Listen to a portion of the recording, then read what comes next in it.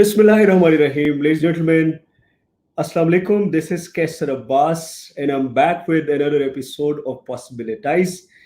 And today with me, I've got a very special guest. My guest is right now in the US. She lives in Las Vegas. An amazing personality. She runs an organization called Corporate Heart International. So, in a word where you and I will struggle to understand an individual's heart, she masters the psychology and the anatomy of a corporate heart. My guest is an award winning coach. She's a performance coach, actually. She's a best selling author. She also specializes in something which is very critical for the life of an executive called image consulting. She's a certified image consultant also. My guest today is an expert in gender diversity. And today's topic actually is very important. Today we're going to talk about gender diversity in specific to the corporate boards. So how do we generate uh, an environment where corporate boards could embrace gender diversity and create more diverse corporate boards? My guest today is also the president of World Association of Visionaries and Entrepreneurologists. She's also a PhD in entrepreneurology. So please join me in welcoming Pauline Crawford. Welcome to the show, Pauline. Thank you. It's absolutely my pleasure to be here. It's wonderful. I'm very excited to have this conversation of possibilities. Fantastic. Yeah, I'm so happy to have you here. What time is it right now with you? It's 8 a.m. in the morning on a very, 8 a.m. in very... the morning. This is precisely 8 p.m. over here in Pakistan. So once again, welcome to the show. This is such a delight to have you with us. One of the things that I'm very curious for my audience to know about is that you are the ambassador of magical conversations. So you travel around the world. You were born in London. You lived in Malaysia for some time. You've Yes. been almost every corner of the world, and you are an active ambassador of magical conversations. So, what do you think? What do you think? What this magical conversation is? What are some of the components of having this magical conversation? Well, in many ways, it's very simple, very direct. It's a conversation in a circle or in a great space where you come without judgment and without anger and without coercion. So those rules create a space of contribution where we listen to each other and we share from our experience.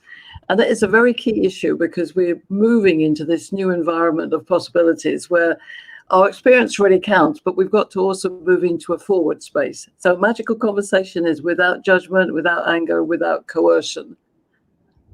Is it really possible to have a conversation with somebody without judging? Because these days, people around us, we become so judgmental. So what are some Well, of the things that one needs to do to be completely non-judgmental and anger-free and not being coercive?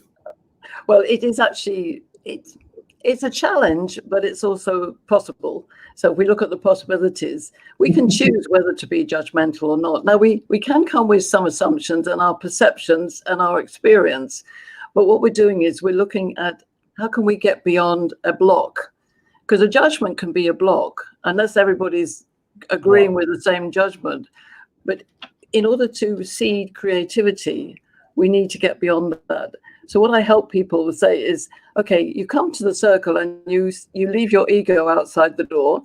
So you leave your title and all your privileges, you like, and you come into that circle to look at a topic which is chosen, and you come and you say, in my experience of this topic, so for instance, it could be the pandemic, it could be boardrooms of today, it could be family dinners, it could be anything, but I come to this conversation with my experience and my ability to listen and absorb and create value. So it's a if you like, a philosophical point of view. It's a principle. And if people don't want to be there, they want to be angry, then I say, well, just go somewhere else. it's very simple, because the output when you're being creative together is magnificent. That's the magic. And it's making the unbelievable believable. And that's what we need to do at the moment. So yes, it's really difficult not to make a judgment, but it's a practice. It's a practice of inviting the unknown and listening to other people's experience and sharing. Wow. So, Pauline, you might have experience because you work with so many clients. You work with Barclays and HPs and eBays. So, all the clients that we just see their websites sitting here on the internet, you work with the key executives. So, at times, I also coach executives. I've experienced sometimes they do want to keep their ego Oh, outside the boardroom at an intentional level. Sometimes they do have a decision made, but still they struggle to actually leave their egos outside the boardroom. And, and uh, so, what do you suggest in order for some executive who is struggling with this idea? well, it's a really good question. And I think it's because we come to conversation in different ways. And this is where my study of men and women and gender diversity comes in, is that we don't all listen and converse in the same way. Some people are quiet, some people are loud, some people are very judgmental. They've got their bullet points and that's what they're going to deliver. So you're inviting them to the space before you examine who they are. But when they're in the space, you might make some decisions like, for instance, a man who isn't really interested in long conversations, you might say this is going to be a very short conversation. You might reduce the time to engage them, but you've got to give them a win. And that's the important thing, is why should I be here? What am I going to get out of it? And what happens is that sometimes the resistance starts, but then as they observe that unless they contribute, they don't get anything back and they don't get heard. So it's not like a directive where somebody's at the front of the room saying, you will listen. And I remember we were with a German bank, and there were many men, and they would look, I don't. And they said, what do I do then? I said, well, you contribute. And they wanted me to tell them what to do. And I said, I'm not going to tell you what to do. You have to contribute. Once they realized that unless they got involved, they weren't going to be heard, they then got involved and they realized it was a different energy to what they were normally used to. So you're shifting people's perceptions and their behavior patterns to be in a space they're not used to.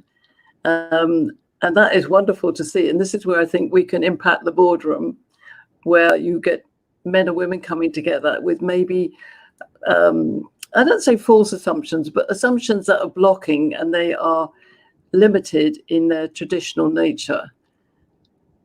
Wow. Does that make sense? This is heart touching actually, and I'm so curious to learn from you, because what I sense is you enter in a boardroom, and most of the people in those boardrooms are highly experienced, learned, with multiple exposures, and they are extremely judgmental as well. And you immediately connect with them and bring them from being a defense in a defensive position to partnering with you. So how do you do it? What are some of your secrets of connecting with the Well, strangers? I think this is really important, because one of the words that came to mind as you were saying that is that when we're judgmental, you have to challenge, why are we afraid to be challenged, or why are we afraid to hear something or look at the unknown? And obviously at the moment we've got a lot of unknowns around. So I think it's about being strong and sensitive. This is one of the things that I love about men and women coming together and working together. And I want to just qualify this, is it's not just men and women coming together, it's the masculine and feminine energy in all of us that makes the difference. So some men love chatting, maybe not as much as women do. Some men are, they're impatient, they want action and maybe not listening. And women are different in the way that they chatter. So there's different elements within each gender of masculine and feminine energy. But what we're looking for is a conversation, and the conversation is going to seed both creativity, possibility, and a win. Therefore, you've got to put yourself in that place. So it's about becoming a little bit personal with people. And what I mean by that sounds odd, but it's like saying, do you know what I value about you is that you're very insightful, Mr. Boss, or who, you've got to give some validation to people. And it doesn't need to be that you're bowing at their feet. It's actually being genuine in what they bring to the party over and above their expertise. So, I know that maybe you find conversation difficult, but we really value having your presence here. And I'm sure in your experience, et cetera, et cetera. I remember working with some lawyers in London, and we were actually doing some image work with some of the staff. And the lawyers kept on peeping through the door and going, we want some of that, we want some of that. And then when you get into a close environment where you're explaining to a man that he's got beautiful green eyes, and actually if he wore a green tie it would look even better, you get past that resistance. I mean, it's not just that, but I think what we are bringing into business today is emotion. And the ability to very simply, without it being invasive, compliment somebody on their value. So you might actually, in a magical conversation experience, which is designed in a business context, you get a sense of who's resistant to conversation and who's going to be the noisy one. And you feel that. You make sure that people don't get judgmental by steering those who are not talking back into the conversation. Excellent. It reminds me, since I studied psychology, so it reminds me one of the lectures by my teacher, William James, one of the legendary psychologists. He wrote somewhere that getting appreciated is one of the deepest human needs. So when you address that specific needs of someone, you don't have a choice but to connect with the person. Yes. Fabulous. I became so enthused with your idea of getting connected with people. I drifted a bit from the core topic of the day, which is corporate boardrooms and how do women make a difference in the boardrooms. I was talking to one of my friends. His name is Aftab Chaudhry, and he's been the chief executive of various stock exchanges over here in Pakistan. And one of his recent initiative is to bring more women to the corporate boards. And I spoke to him this evening, and he told me only 58% boards over here in Pakistan, they have women. And there are 208 organizations in the country who would have 0 women in the boardrooms. Yes. Right? What is your experience in terms, you go to various countries, so how do you compare these numbers with the international? The numbers are still not in favor of women in the boardroom, and I believe we've arrived at this time the wrong way. So the pandemic has changed everything, but let's go back before the pandemic. The numbers certainly across the world, even in politics, in business, there's not majority women, it's more majority men. So we're in a shift and change, but I think trying to do it by quota or by demand is not the right way. It's about understanding the talent that you want together. So, if it is 40-60 or 70-30, but having a few women in the board, the narrative has to be understood by both parties. It's not just, tick box, we'll put a few women in and then that's it. It's actually understanding the balance and the merger of masculine and feminine energy. Now, not all women and not all men understand this at the moment.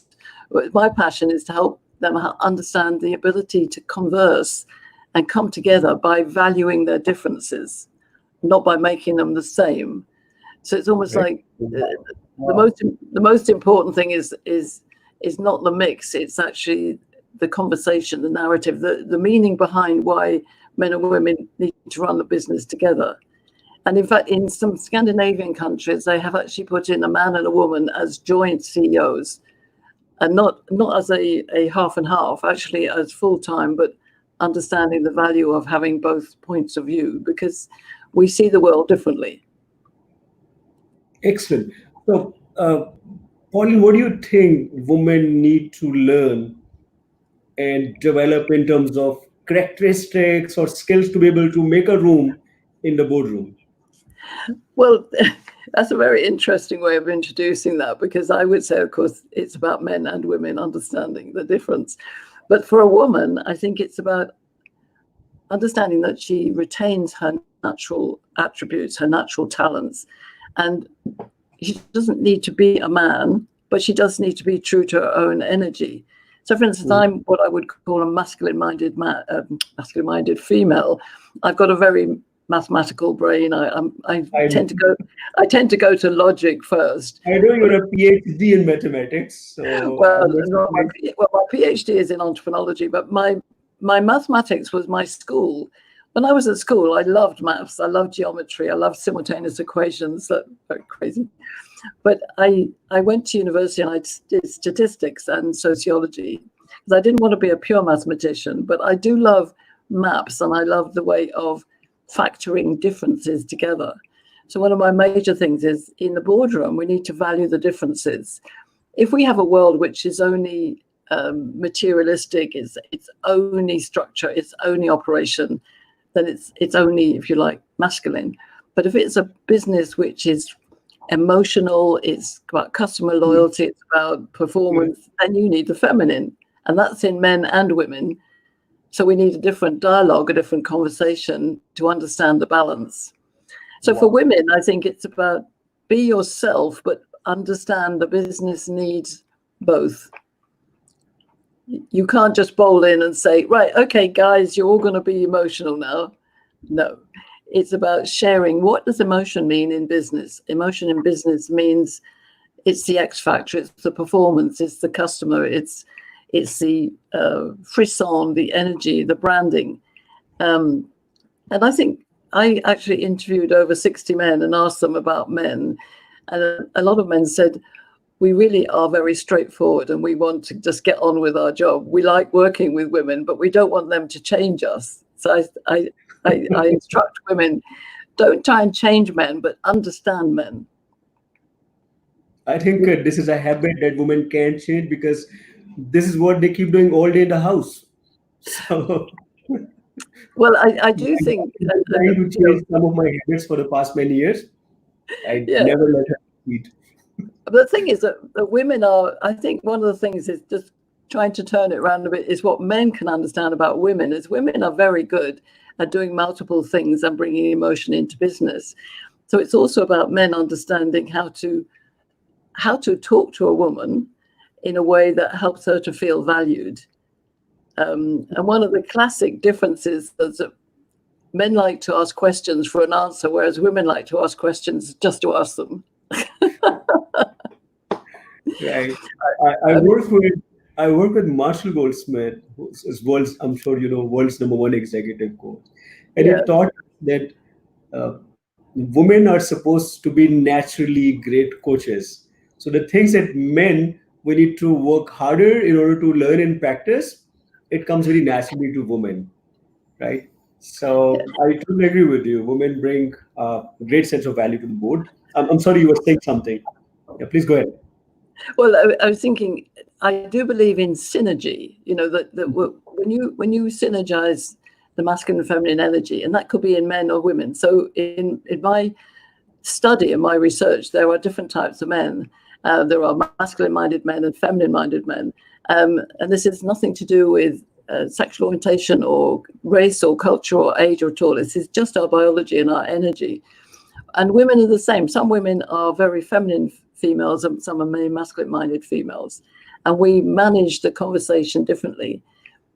When we get it right, it just flows. And this is the thing about conversation is when you get it right, it feels productive. It feels easy. We focus on possibilities. And therefore, we're looking for that tuning in to that conversation. And when we tune in, then we create music together. Excellent, excellent. I'm going to ask you the next question, and my next question is, and before you answer, I'm going to acknowledge some people. Let me know the question. The question is there anything else in addition to creating a balance of emotions and logic to let women find a place in the boardroom, or is there something else as well? And in the meantime, I'm going to read and acknowledge some of the audience. Shweb Mustoi, thank you so much for joining. Amjad Javed, and we have Abida Khawar, one of my executive coaches, Mohammad Farooq, Shagir Nawaz, Fakhira Khan, Rabia Anwar Abbasi, and Murid Bukhari, and Nasir Shah, and Asif Mahmood. Thank you so much. I will keep, and they're asking a lot of questions as well. And I am so engrossed in this conversation with you. I'm sure this is going to turn into a magical conversation. I'm already Oh, it is. experiencing the magic with you. We'll try to incorporate some of these questions as well. So coming back to the question, is there anything else as well in addition to just creating the balance between logic as well as emotions? Well, it's also it's all about understanding individuals. It's like understanding the mix. So the mix of business is logic and emotion, but it's also, it's strategy and operations. It's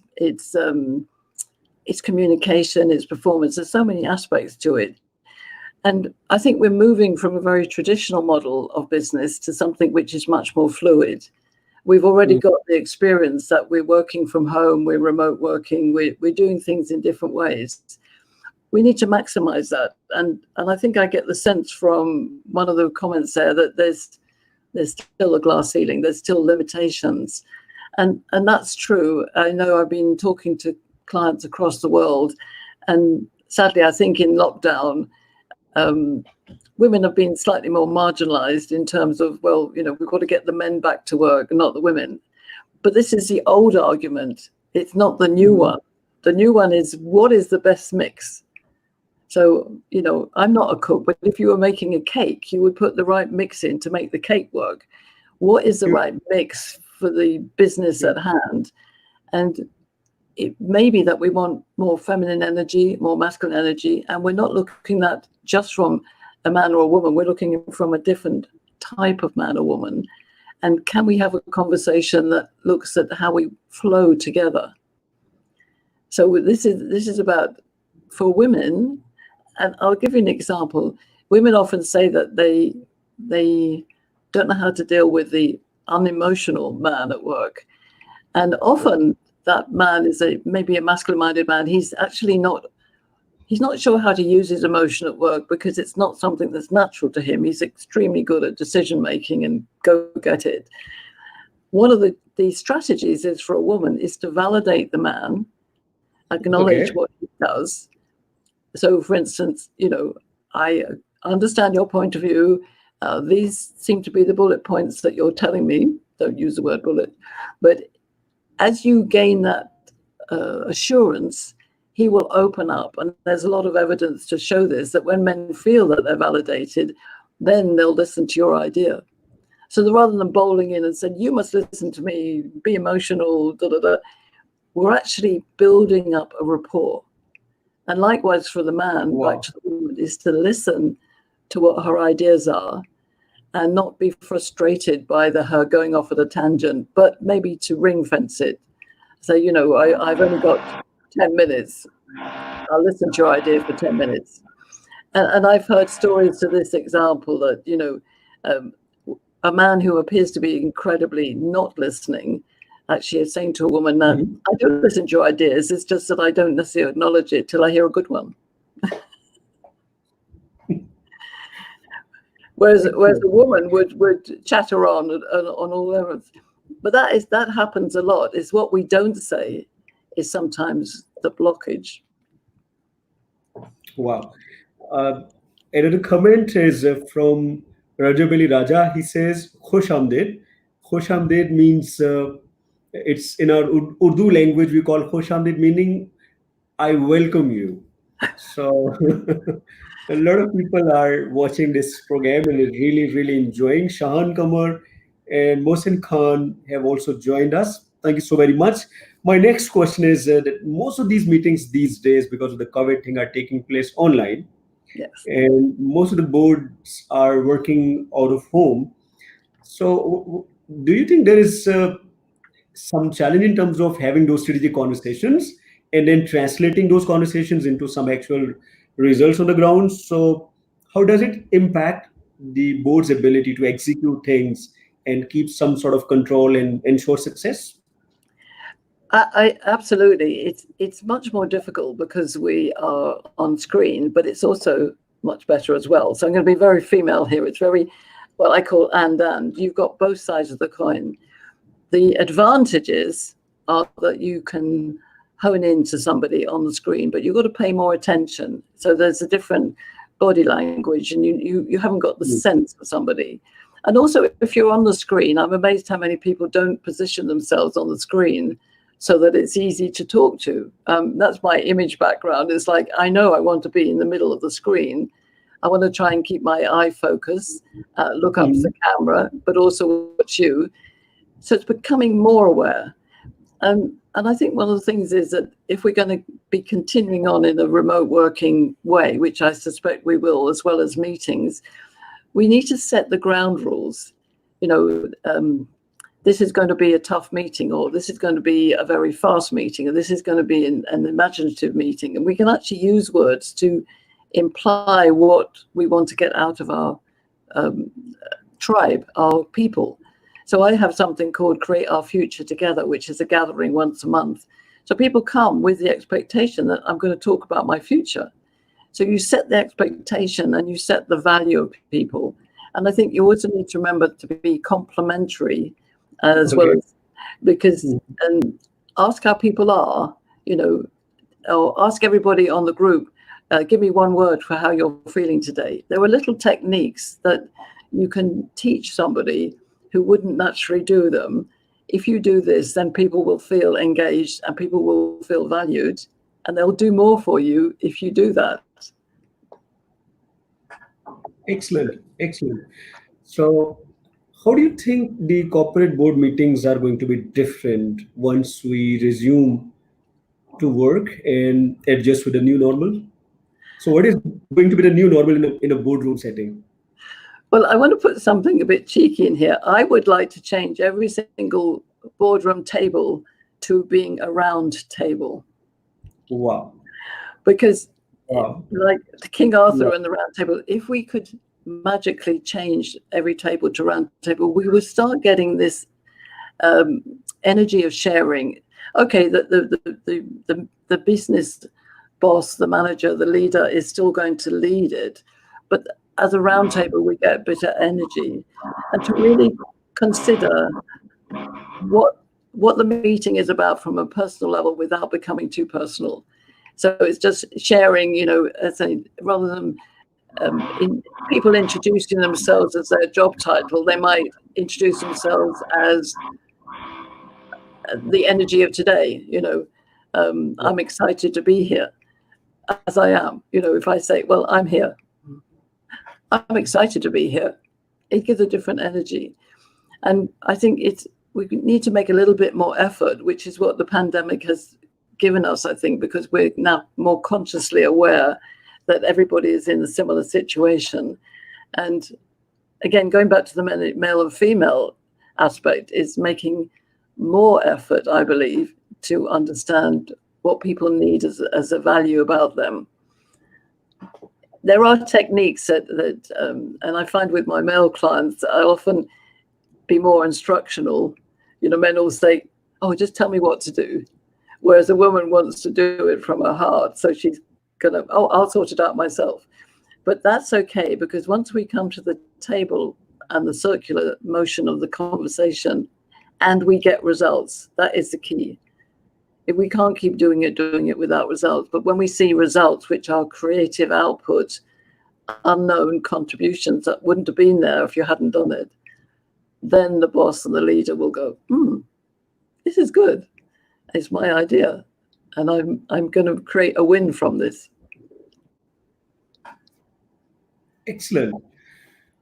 Pauline, I'm really enjoying this conversation. And I'd like to take advantage of your international exposure. You've been to so many boardrooms, and specifically in terms of gender balance, what have you observed in terms of the most effective behaviors in various boardrooms? But the most, I think, I mean, what will be the most useful? the most effective is where people, the leader or the owner of the meeting engages everybody. In terms of gaining the most contribution, if it's a very directive meeting, it may be that it's formulaic. But the best meetings are when people are paying attention and not on their own agenda. So if you like, the conversation is on the table as opposed to in my head.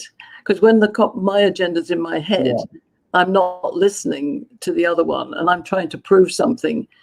So it's very important. And I remember talking to a very C-suite executive woman. She said she was on 2 non-exec boards run by 2 different types of men. And she said the man who was much more inclusive was much better for her because she wanted to, there were less women in the room than men. She wanted to feel that she had a value there. So whether it's an all-male board or a mixed board or all-female board, is as the leader to make sure that everybody is included, everybody knows why they're there and what they're there to do.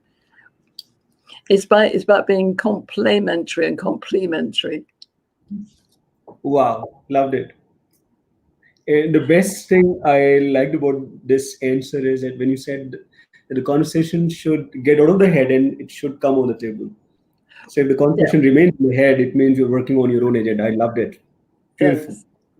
It's almost like realize what you're saying as you let it onto the table and be aware of where people are blocked or not blocked and invite people to share, especially if there's somebody who's looking curious or whatever, is actually to invite them to share. Now, some people might talk too much, so you've got to manage the flow, but that's the magic of not being judgmental.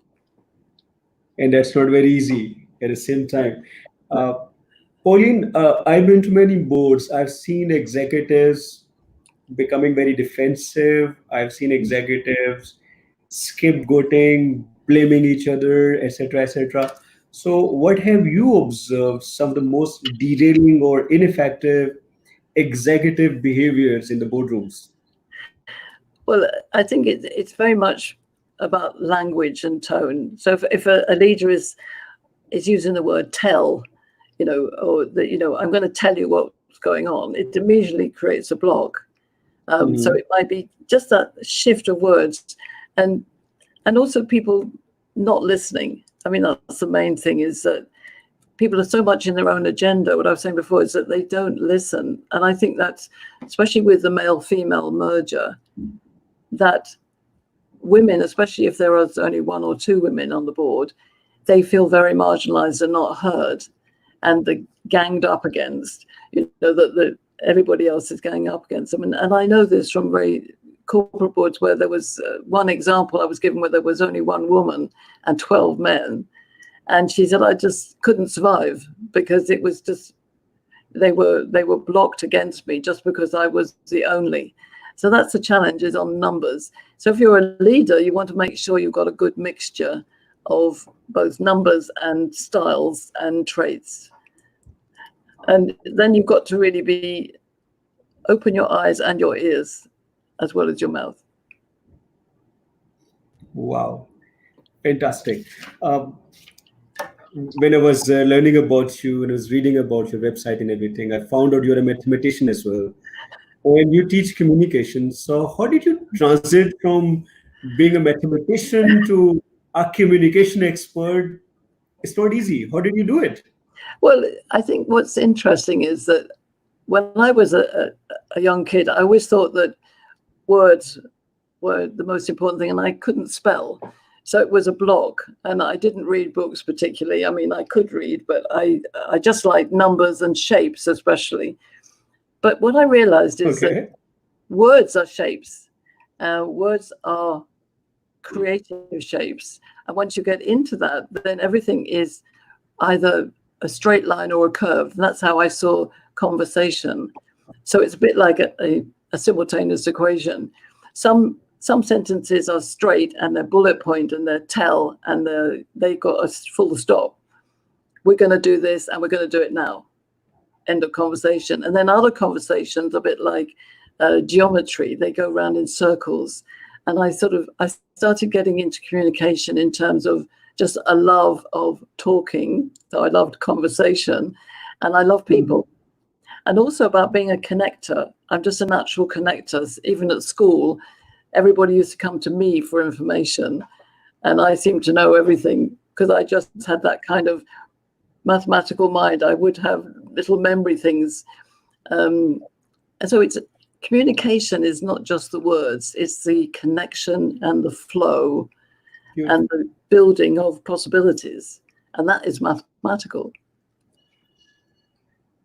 Fabulous. It's completely heart-touching.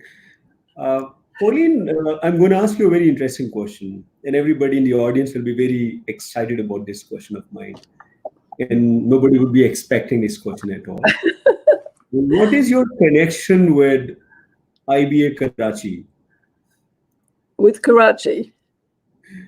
Yeah, with Institute of Business Administration particularly. Yes, well, that's interesting because it's actually my father-in-law, who is passed now, but I did meet him. I've been married to Jim, who's my American husband, for 9 years. And at the beginning of our time together, his father was then in his 90s. But he had originally created the Institute of Business Administration in Karachi on the request of the USAID in 1962. And he was an absolutely fascinating man. And what I loved about it, he had quite a logical, masculine mind. And we kind of clicked on that. And he was very much looking at business in a very entrepreneurial way. And this in 1962, entrepreneurship was not really, it wasn't talked about. It was deemed to be quite the sort of a silly thing to do. But he saw the world ahead, and he saw that ahead, people would be running their own businesses. They would use their creative energy. And he brought that when he came to Karachi and set up the business school there. That was his first major project as an academic. And he had been an entrepreneur for like 20 years. So he was an entrepreneur and then he became an academic. So what he brought to business was a very different viewpoint. It wasn't that traditional viewpoint. Yes, you had to put all the steps in, but it was also about possibilities. It was about using your imagination. So the guideline for his work was bringing knowledge, experience, and imagination together. And knowledge, experience, imagination. Great combination. Yeah, fantastic. And that is now the powerhouse value that we bring into the world as entrepreneurs and as consultants. And in business, there are lots of entrepreneurs inside the corporate world. And he came up with this idea of entrepreneurology as something that was higher, that higher level of business, even higher than the normal entrepreneur. So the likes of Richard Branson and Steve Jobs and Elon Musk, the people who have powerhouse new sectors, new industries, were never there before. That's what he saw. He saw that out there. So that's another reason why I must come and visit Karachi, because I have to come and see what he set up. And Pauline, you must be very excited to know IBA Karachi is one of the finest education institutions in Pakistan. Well, your father-in-law did a fantastic job. And I mean, yeah, his legacy is what my husband and I dream of expanding now, because he saw the world ahead as changing, and we know that now that the world is changing rapidly. And I believe that entrepreneurship and entrepreneurology and this different mindset of synergy between masculine, feminine, men and women is needed. We need this to work together to create a buoyant economies, but also buoyant societies. We can't do it without each other. Lovely. Again, and a question related to your being a mathematician is, did you ever create some mathematical formula to build an alignment between the middle management and the senior management? My formula, in a way, is my love of geometry. I created a map, literally, of a square and a circle and an oval, which create and embrace a 360-degree view of how men and women work together. So that's my equation, if you like. It's this equation between the values within that map and how it creates the synergy of the whole. And I do love circles, and so I have a very simple value creation cycle that is it's like the engine to the mathematics. It's a bit like, when you learn about pi squared, or the sum of the size of the triangle and all this stuff. If you actually look at how men and women come together, you create the unity of the whole. But if I value me and I know myself, not ego, but my true self, and then I understand a relationship with you and lots of views, we can create the togetherness. So the third arrow is we. So the first arrow is me. The second arrow is you and me. The third arrow is we. And relationships, therefore, communication, how we tune into each other, is a critical pathway from the me to the we. Wow. And that is my equation of life in a circle. Lovely. Excellent. I think this is it's a great link between two different disciplines, communication and mathematics, and then developing a greater relationship and a connection with leadership, management, strategy. This is fantastic. I'll request my audience to search you on the Google and be able to learn more about this formula. Yeah. My next segment is, since we've been into very serious conversation, and this segment is going to last maybe for 3 to 4 minutes. Is a bit relaxing, bit personal, and I'm going to ask you some rapid fire questions. You feel I'm free ready. to ask any questions if you may like to. If you don't want to respond, I don't mind. My first question is, what makes you happy in life? Being in situations like this, I love to smile and have magical conversations. It's very simple. It's the interaction with people, smiling. Wow. Did you ever cheat in exams? No, I was brought up very proper. I might have wanted to, but I didn't. Did you ever fall in love? Fall in love? Oh, yes. I've fallen in love with 2 husbands and maybe a couple of other people too. Yes. Right. So, did you ever beat anyone in your life? Did I ever? Beat anyone? Did you ever punch someone or kick someone ever? I think I probably have, but I would take my anger out on doors. I remember I can go and, if I'm really angry, I go and slam a door. So better to slam a door than to slam someone's head. Oh, definitely. Uh, Pauline, what is your most beautiful memory in life, if you would like to share? I have been so blessed with so wonderful memories, but I love the sea. So one of the memories is being on a 35-foot yacht sailing across the harbor from Auckland to Waikiki Island. And I was just, there's something about the simplicity of being on the sea I just love. Wow. It's magical. Would you like to name your best friend over here with us? Who's your best friend? My best friend, I think, is I've got so many best friends. I don't know whether I could name them, but I think if I had to, I would name my father as my best friend. He's not with me now, but he is, and it always has been the most important person in my life. He was such a gentleman, and I respected him so much and adored him so much that I think I would say he is my best friend. Wow. How many secrets do you have in your black book of secrets? How many? 10, 20, Well, 100? I think that has to be a secret, but there are quite a lot because I've always written. I've had a habit of writing in books. I've got all these journals, and the only thing I carry with me from country to country, I get rid of other books, but all my journals, and I write down how I feel. So I'll discover those when I'm extremely old and in my 90s. I'm going to sit and read them and discover my life in those books, because I am very honest in my books. Wow. Pauline, what do you consider to be your most cherished achievement till date? My most cherished. I didn't catch that. I mean, what are your best achievements? Something that you're really proud of as an achievement of yours?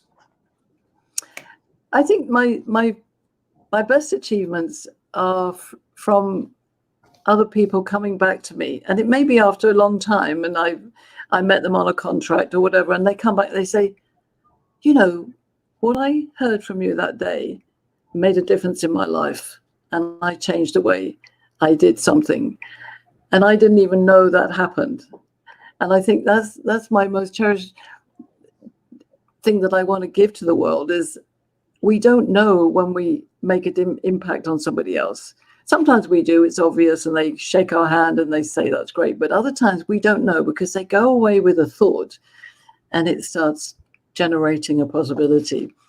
I had one recently, a lady that I knew in Malaysia, and I didn't know that the conversation 5 years ago made a difference to her life. She changed everything in her life and came back and told me this recently.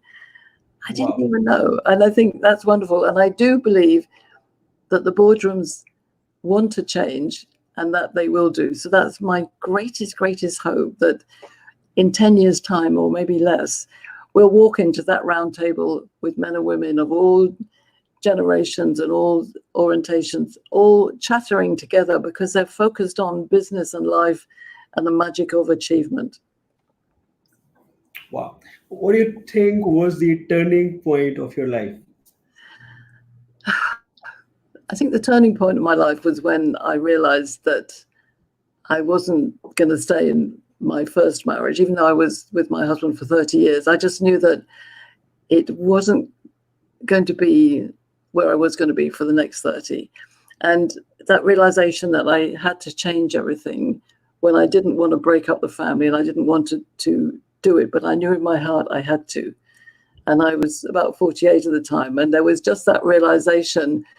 And you know, when sometimes you don't want to change everything, but you know you're going to, it's kind of that moment inside you when you think, oh, I'm going to do this. And you only realize it when you look back. Sometimes there's not a specific moment, but you know, when you look back, you think, oh, that was when it turned. And I believe in that, because since then I have, you know, I've done extraordinary things I never imagined I would do. I didn't realize I would leave England 10 years ago now and not go back there to live again. Didn't realize that. And just moved and just go with the flow. And that's why flow is a really important part of what my work is when I'm talking to people, is, do you want your business to flow forward? Do you want your conversations to flow? Do you want your ideas to flow? We can't strangulate possibilities. And Pauline, I can sense you are living your message, because in the last 40 minutes with you, 48 minutes actually now with you, I have personally experienced this flow in your conversation with me. Thank you so much.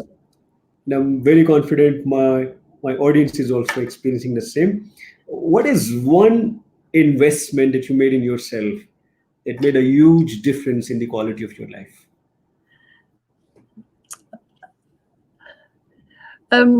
Gosh, that's a very difficult question.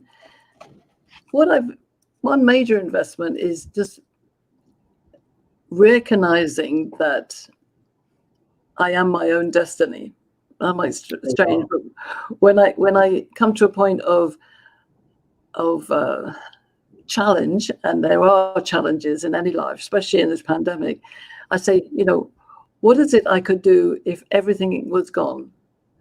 What if tomorrow morning something had happened to my husband, or the place had burnt down?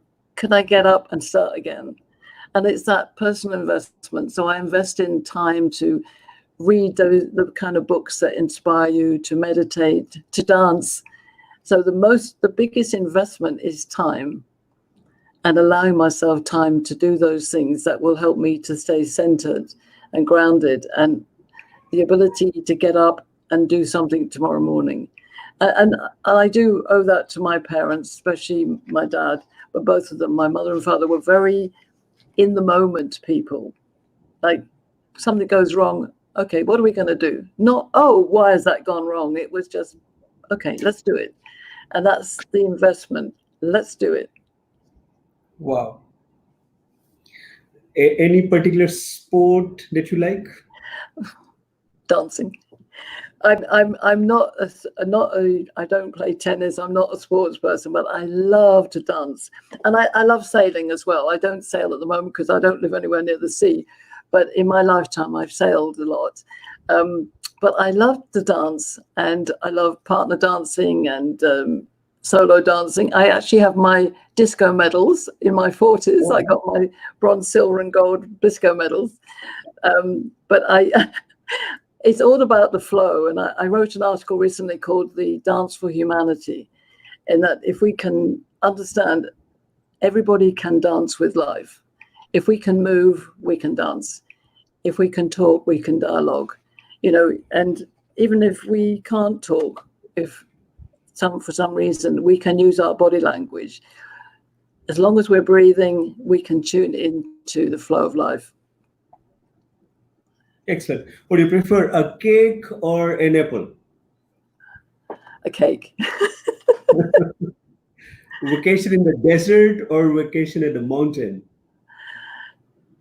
A vacation at the sea is the only place I like. Being with the CEO of our top organizations, one of the top organizations, or being with a best friend, a childhood friend? What would you prefer? Oh, I like time with a best friend. And you miss $1 million deal with a CEO. Would you still do that? What would I spend $1 million on? Was that the question? Beautiful. And just imagine you win a lottery and you get $1 million. What are you going to do with the money? Well, it's a really good question, because I've always said if I get the lottery or $1 million, I would just do what I'm doing, but do it faster. So I would create more schools of education. We're setting up one in Malaysia at the moment. I would create more places where people have magical conversations, and I would like to run a TV show actually interviewing people about magical conversations. So I would use the money to enable people to learn more about what I know I have the gift, and maybe help them all to dance. So I could have dance schools. In fact, I did think that, I know this might not go right, but rather than open up the casinos in Las Vegas, we should open up dance halls so that everybody got together. So I think I'm left with two of them. My second last rapid fire question is, what is one of your major addictions in life? Sorry, one of my... What is one of your major addictions in life? Are you addicted to something? On a practical level, I'm addicted to chocolate for sure.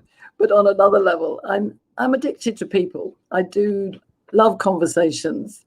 So I'm quite addictive to just being out there and chatting, even if it's walking the dog outside on the walkway and chatting to people as I'm passing them. It is a bit of an addiction. My last question in this rapid fire, then I'm going to ask you a couple of questions on possibilitizing. And this last one is, if you're allowed to reset your life, you press a reset button and you can go back to any year of your life. So which part of your life would you like to go back to? Oh, gosh. I think I would like to go back to somewhere in the 90s when I did reset my life and start working in a different way. But to reset it with all this knowledge that I have now, because then I might not have made some of the mistakes that I made along the way. But then, I love all the mistakes too, so that would be really difficult. I just love life so much. I just want to make sure that I have enough energy to go to 100.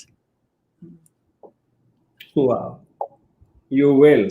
I will. You- Excellent. We are left with only 5 minutes. Oh my God, the time just flew. I no need to believe time really flies. Time does fly.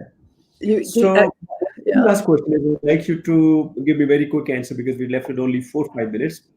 My question is that what is your view of a really magical board meeting? What do you think is a magical board meeting, and what are some of the elements of making that magic happen in any boardroom? Yeah. Well, I see it as everybody comes in, they're they're welcomed. There's this really good energy, and the environment is good. So the round table, the light, um, refreshments, or whatever it is, and there's a really good introduction that they come with this excitement, as well as the business at hand. I'm going to come to share something fun that's happened this week, or whatever it is. There's kind of a culture which is about engagement. So as well as the serious business of the day, people come with that excitement of engagement. And also they come with the idea that they can be themselves. So the level of the conversation is very efficient. It's like this interview, the timing, the questions, but there's an allowance for energy. There's laughter in the time that you're sitting there, and there's seriousness as well. And that when it finishes, people feel good. So whoever's leading it says, okay, are we all clear? Are there any questions? But there's a real genuine trust that we've been part of something that means something to each of us. And I see that as joyful, that people are relaxed in the way they dress. They know how to talk to each other, but they listen as well. So there's efficiency and effectiveness, and there's joy, and there's happiness. Because why not? I mean, I think there can be love in the boardroom, and I'm not talking about sex. There's an energy of joy about working on whatever the project is, even in crisis. Wow. And Pauline, keeping in view the recent crisis, are you still experiencing this excitement and energy and enthusiasm in the boardrooms? It's very mixed. I mean, there's some people are going, wow, the unknown is great, and others going, oh, the unknown, what do I do? So I'm working with a crisis team here in the US online, and really listening to people. Now, if somebody's really adamant that they're terrified, then they need some counseling. That's not my bit. But when they go, yes, I'm willing, and I don't know what to do, then that's the opportunity, because then we can create a strategy. And we don't know what the bumps are in the road. But hey, that's the excitement of the journey. Excellent. I'm left with only 1 minute. My last quick question is, if some youngster would like to be someday aspiring to be in the boardroom, so what are like one, two, three qualities or characteristics that they need to start developing in order to be in the boardroom, particularly for the young girls, young businesswomen? Yes, I think really examine your purpose and why you want to climb to the top, and what do you see leadership being for you in the future. It's not just about getting there to get there. Don't go to get there to get powerful. Get there to get there to be meaningful. So examine what Wow. your vision is of the world ahead. I'm very keen on this, is that if we create the future of that round table, that energy, that trust, that respect, then we will find that. But if we don't set that intention, it will never come. And that's what I do with my Create Our Future Together project, is that stretch your imagination. Remember, knowledge, experience, and imagination. And we've all got imagination. So young girls, understand that your qualities are in you. Be natural, but understand there are different characters and men see the world differently. More to study on that. And create the new. Create the new. Pauline, this has been an incredible conversation. I Magical. witnessed this, and I know you did make the magic happen in this conversation with me. You really touched my heart multiple times, and specifically your almost last sentence when you said, "Don't try to be powerful, try to be meaningful." I think this is one of the major take a risk. Absolutely. Yes. Me as a person out of this entire conversation. Thank you so very much for taking time out. I know it's 8 a.m. in the morning at Las Vegas, and you took time out. You took time out to be here with me and add value to this conversation. And I can see that there are like dozens and hundreds of these comments, positive Oh, comments, good. appreciating your time and your contribution. And Yes. I'm very confident that people have taken a lot of positive energy from this conversation. I was expecting this to be a very serious conversation, knowing that we're going to talk about the boardroom and how to make the boardrooms effective in the gender diversity, etc. But you make this conversation really uh, come alive. So thank you so very much. You want to say anything before you leave? Well, I think the key thing is it's all about energy. We are energy. As human beings, we are energy forces. We can be low energy and high energy. And just remember to keep your energy going. You may be a battery where you need to refill the energy, or you may just be a battery that keeps on charging. That's okay. But it's all about energy, and be okay with your energy. Thank Thank you. you.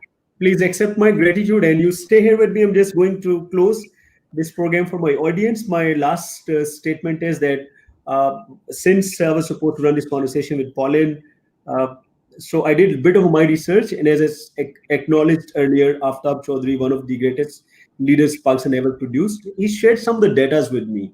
And the data says in Pakistan, the gender diversity in terms of male and female being in the boardroom is uh, is 0.42. It's 0.42 Oh, men versus women, and 58% boardrooms in Pakistan do have at least one female executive sitting in the well, boardroom. It's a that's great good. idea. And at the same time, 208 boardrooms in Pakistan have no female representative in the Mm, board.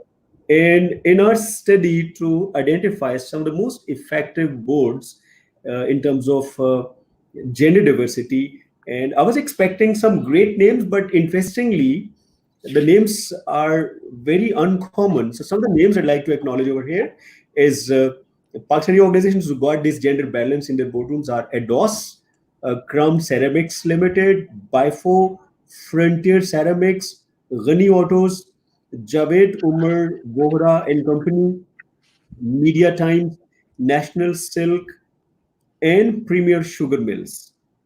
wow. So I'm not expecting these unknown, apparently unknown names coming out, and these names have outperformed some of the best organizations in the country in terms of gender diversity in the boardrooms.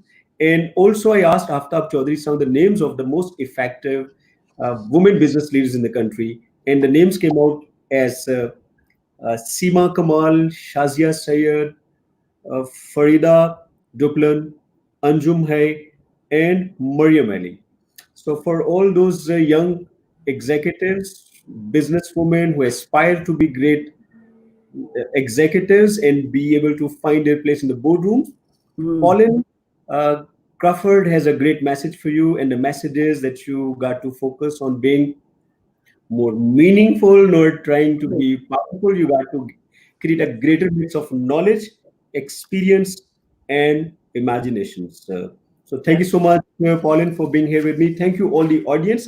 This was my fourth show only, and I'm going to come back to you next week with a brand new show, with a brand new guest.